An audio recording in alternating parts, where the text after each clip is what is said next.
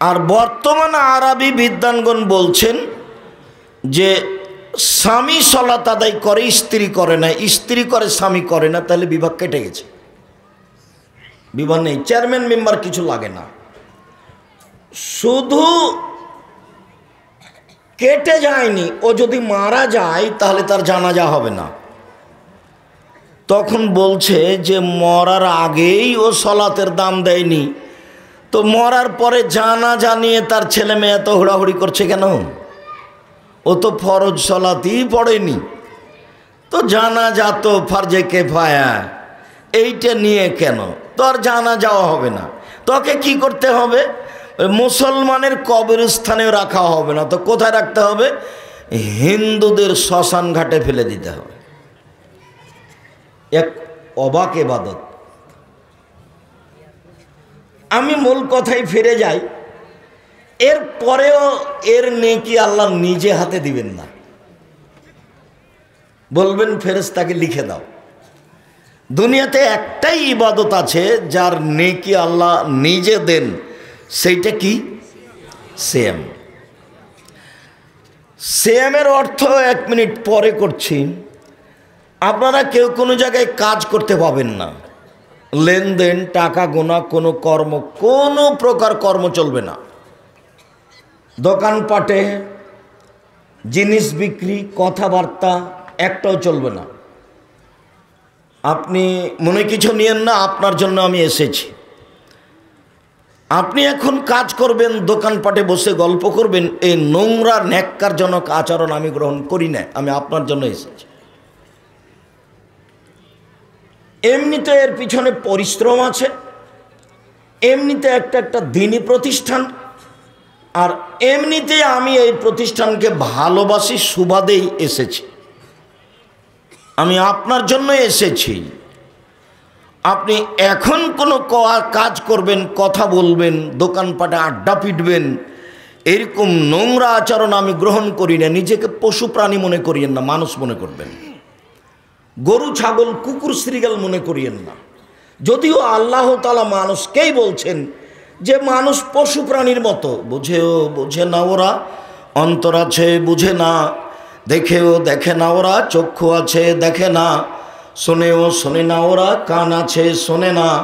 উলাইকা কাল আনাম, তারা পশু প্রাণীর মতো, তারা গরু ছাগলের মতো, তারা কুকুর শ্রীগালের মতো। বালহু মজাল, বরং তার চেয়ে খারাপ, কুকুর শ্রীগালের চেয়ে খারাপ।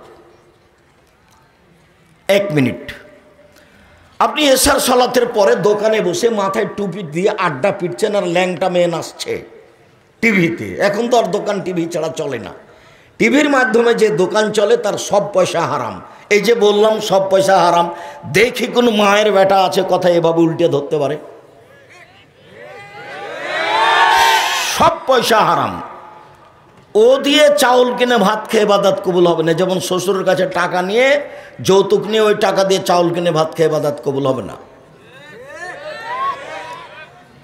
তো ওইভাবে তুমি ছাড়া তোমার চাইনি, তোমার বাপই হতো বা যৌতুক নিয়েছে, তোমার বাপকে আমি কুকুর শ্রীগালের মতো মনে করি। দেখো তোমার বাপের মুখ কালো হয়ে গেছে, দেখো।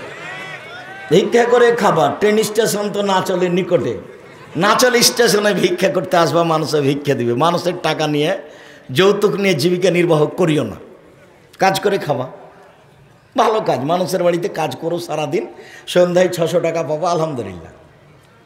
কাজ করে খাবো, যদি এটা না পারি ভিক্ষা করে খাবো। শ্বশুরের টাকা নিয়ে দিন কাটাতে রাজি নই, যৌতুক নিতে রাজি নই। যৌতুক নিব মানে প্রয়োজনে ভিক্ষা করে খাবো কেন? মানুষের বাড়িতে কাজ করে খাবো, মানুষের বাড়িতে কাজ করে খাবো, কোনো ব্যবসা করে খাবো, চকলেট বিক্রি করে খাবো। সবচেয়ে ছোট ব্যবসা, ঋণ লাগে না। কলা বিক্রি করে খাবো, ঋণ নেওয়া লাগে না। আব্দুল রাজ্জাক সাহেব ভিক্ষা করতে বলেন কেন? যেই না আমি ভিক্ষা করতে বলিনি, ভিক্ষা করবো কেন? মানুষের বাড়িতে কাজ করে খাবো, মানুষের বাড়িতে কাজ করে খাবো, প্রয়োজনে চকলেট বিক্রি করে খাবো। শ্বশুর বাড়িতে টাকা নিব মানে হতে পারে না। নিজেকে পশু প্রাণী মনে করি না, মানুষ মনে করি। দোকানে আড্ডা পিটেন, মাথায় টুপি থাকে, ল্যাংটা মেয়ে নাচে, তখন আপনি ভালো মানুষ? আপনার শরম হয় না কেন? আপনার হায়া হয় না কেন? আপনার লজ্জা হয় না কেন? আপনার খাসলতি খারাপ, আপনার স্বভাবই খারাপ। বসে থাকেন কোন লজ্জায়? বসে থাকেন কোন লজ্জায়? আবার বাড়িতে বড় টিভি আছে, আপনি আছেন, আপনার স্ত্রী আছে, আপনার মেয়ে আছে, আপনার জামাই আছে, আপনার বেটি আছে, সবাই মিলে এক জায়গাতে বসে আছেন আর ল্যাংটা মেয়ে নাচছে, তখনও আপনি শিক্ষিত মানুষ? আমি তো কোনোদিন এটা মনে করিনি। আপনি যদি গরু ছাগল পশু প্রাণী না হন তো তাহলে কে পশু প্রাণী? অনুভূতি তো পশু প্রাণী না, এমনি তো পশু প্রাণী কথা বুঝে। আমরা তো, আমার আব্বা কৃষক মানুষ, জমি চাষ করার পরে যখন গরু ছেড়ে দিত তখন আমরা গরু নিয়ে মাঠে থাকতাম। গরু যখন ধানের ক্ষেতের দিকে যেত তখন বলতাম এই যে থেমে গেছে, একটু পরে আবার যাচ্ছে। তার মানে বুঝেও বুঝেনি তাই তো গরু থেমে গেছে। একটু পরে আবার কি করছে?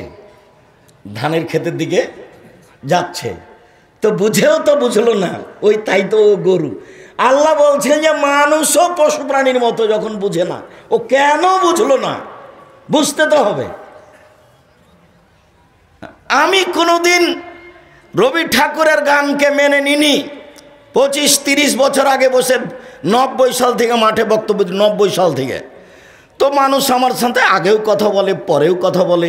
তো দুরুল হুদা আইয়ুবী আমাকে বলছেন, হ্যাঁ বেটা, দেখি তুই আগেও কথা বলিস রে, তুই পরেও কথা বলিস বেটা, মরবি বেটা মরবি, আগেও ফল খাবি পরেও ফল খাবি বেটা। 65 বছর থেকে বক্তব্য দিচ্ছি বেটা। কার কথা বলছে বলেন তো? দুরুল হুদা আইয়ুবী। আগে কথা বলবি না, পরে কথা বলবি না, ফল খাবি, এত কথা বললে মরবি বেটা। দেখছিস না 65 বছর থেকে বক্তব্য দিচ্ছি। তো 90 সাল থেকে আমি মাঠে আছি, মানুষের সাথেই থাকি। যে যখন আসে তার সাথে কথা বলি, আগে পরে কথা বলার চেষ্টা করি। উনি উপদেশ দিয়েছিলেন, উপদেশ খুব ভালো ছিল, তবুও পরিস্থিতিতে মেনে নিতে পারি না। মানুষ আমার প্রয়োজনে আসে, আমি একটা কিছু দেখে তার সাথে কথা বলবো না, এইটা আমার কাছে কষ্টকর। যার জন্য যে যখন আসে তার সাথে আমি কথা বলার চেষ্টা করি, তার সুবিধাটা আমি বুঝার চেষ্টা করি। 90 সাল থেকে মাঠে আছি, তখন আমি বলতাম রবীন্দ্রনাথ ঠাকুর জাতির শত্রু, মুসলমানের শত্রু, বাংলাদেশের শত্রু, ঢাকা বিশ্ববিদ্যালয়ের শত্রু। রবীন্দ্রনাথ ঠাকুর ভারত বাংলাদেশ পাকিস্তানে ইংরেজদের সবচেয়ে বড় দালাল। মুসলমানের এর চেয়ে বড় শত্রু ভারত বাংলাদেশ পাকিস্তানে ছিল না। যখন মুসলমানের শিক্ষিত সমাজ ইংরেজদের হাতে নির্যাতিত, তখন ঠাকুর থাকতো লন্ডনে। এই ঠাকুর বলে, ওমা তোমার আকাশ, ওমা তোমার বাতাস, ও কালিমা তোমার আকাশ, ও কালিমা তোমার বাতাস। আমার ছেলে মেয়ে বলবে ও কালিমা তোমার আকাশ, ও কালিমা তোমার বাতাস, এটা আমি গ্রহণ করিনি। আমি বলেছি তোর বাপের আকাশ। আমার ছেলে মেয়ে ঠাকুরের গান গায় না, আপনার গায়, আপনার চলে, আমার চলে না। আমি গ্রহণ করিনি, আমি করব না। জাতির যদি রাস্তাঘাট করে দিতে না পারি, জাতির যদি স্কুল কলেজ করে দিতে না পারি, জাতিকে চূড়ান্ত সঠিক ধর্ম দিতে পারবো ইনশাআল্লাহ। ধর্মের ব্যাপারে জাতিকে ফাঁকি দিয়ে পরকাল হারাতে রাজি নই। কথা পরিবর্তন করা লাগেনি। ঠাকুর সবচেয়ে বড় শত্রু, ঠাকুরের মুখের গান শিরক দিয়ে পরিপূর্ণ, সেটা আমার ছেলে বলতে পারে কি করে, আমার মেয়ে বলতে পারে কি করে? আপনাকে দেখলে আমার কষ্ট হয়, আমি এমনি বলি না। বুঝেও বুঝে না ওরা, অন্তর আছে বুঝে না, দেখেও দেখে না ওরা, চক্ষু আছে দেখে না, শোনেও শোনে না ওরা, কান আছে শোনে না। উলায়েকা কালা আনাম, তারা পশু প্রাণীর মতো, তারা গরু ছাগলের মতো, তারা কুকুর শ্রীগালের মতো, বালু মাজাল বরং তার চেয়ে খারাপ। আপনি অবাক হবেন, আল্লাহর নবী দুঃখ করে কয়েকটা কথা বলেছেন জাতির, পৃথিবীর মানুষ শোনে রেখো, আমি আফসোস করে বলে গেলাম।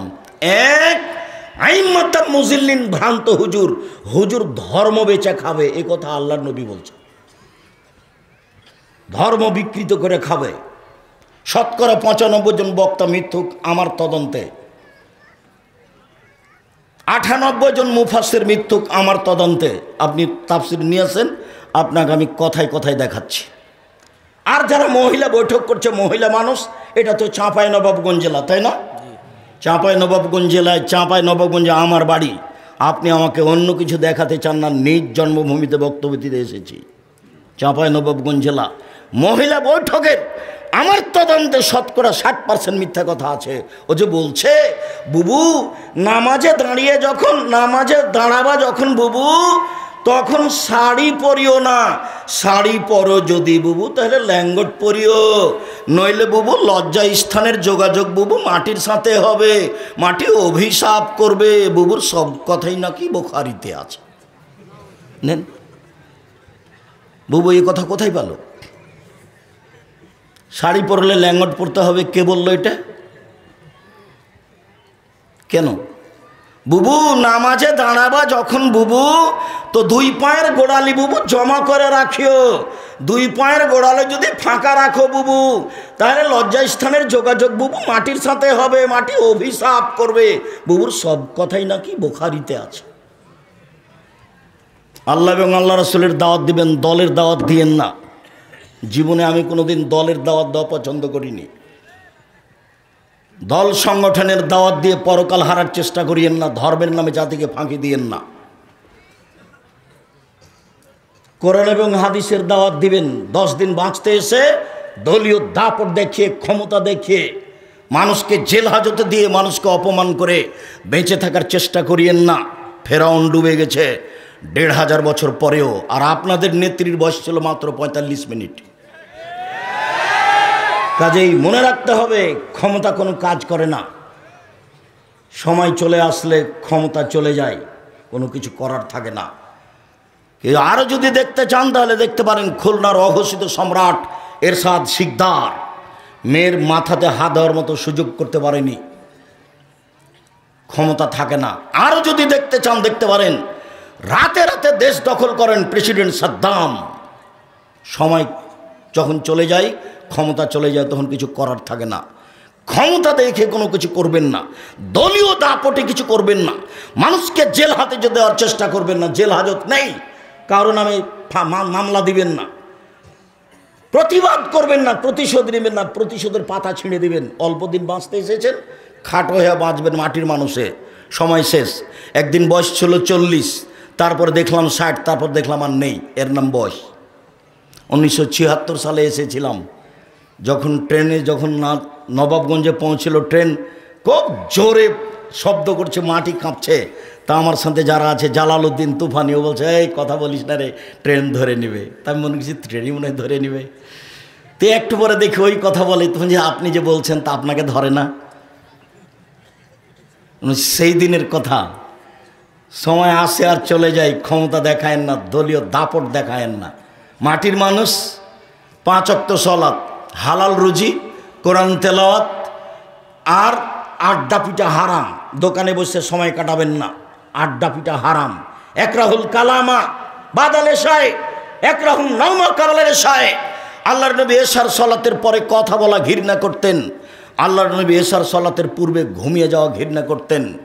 বাড়িতে কারফিউ জারি থাকবে, প্রেসিডেন্ট আইয়ুবের মার্শাল্লাহ জারি থাকবে, 10টার পরে কেউ বাড়িতে কথা বলবে না, জাগে থাকতে পারবে না, পড়াশোনা ব্যতীত। ঘুমাতেই হবে। চাঁপাইনবাবগঞ্জের ভাষাতে তুই তো ঘুমাবি, তোর বাপ ঘুমাবে। তার মানে 10টাতে ঘুমাতেই হবে। তাহলে আপনি 3টায় উঠে যাবেন, কত ঘুম হলো? 5 ঘন্টা। এখন উঠেছেন, সুন্দর করে উজু করেন, আল্লাহকে কিছু বলেন।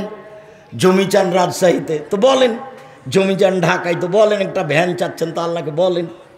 এখন খুব কাছাকাছি সময় এসেছে, 10টায় ঘুমিয়ে যাবেন, 3টায় উঠবেন, 4টায় উঠবেন, উঠে সুন্দর করে উজু করে বলেন। আল্লাহ নবী বলছেন আমি কি তোমাদের এমন একটা কথা বলে দিব না যাতে পাপ মিটে যাবে, মান বেড়ে যাবে? আমি কি তোমাদের একটা কথা বলে দিব না যাতে পাপ মিটে যাবে, মান বেড়ে যাবে? তো সাহাবীগণ বলছেন বলেন না, কি করলে পাপ মিটে যাবে, মান বেড়ে যাবে? তখন আল্লাহ রসুল বলছেন শোনো, 1 এসবাগুল অজু আলাল মাকারে, কষ্ট করে ঠান্ডার দিনে সুন্দর করে অজু করলে পাপ মিটে যাবে, মান বেড়ে যাবে। 2 কাসালাল খোতায়লাল মাসাজেদ, পায়ে হেঁটে মসজিদে গেলে পাপ মিটে যাবে, মান বেড়ে যাবে। 3 আল ইন্তেজার সালাত বাদা সালাত, জোহর পড়েছি, আসর পড়ব, এই তো প্রস্তুতি নিচ্ছি, জোহর পড়েছি, আসর পড়ব, এই তিনটা কাজ করলে পাপ মিটে যাবে, মান বেড়ে যাবে। মুহাম্মদ সাল্লাল্লাহু আলাইহি সাল্লাম বলছেন, একদা আল্লাহ আমাকে বলছেন,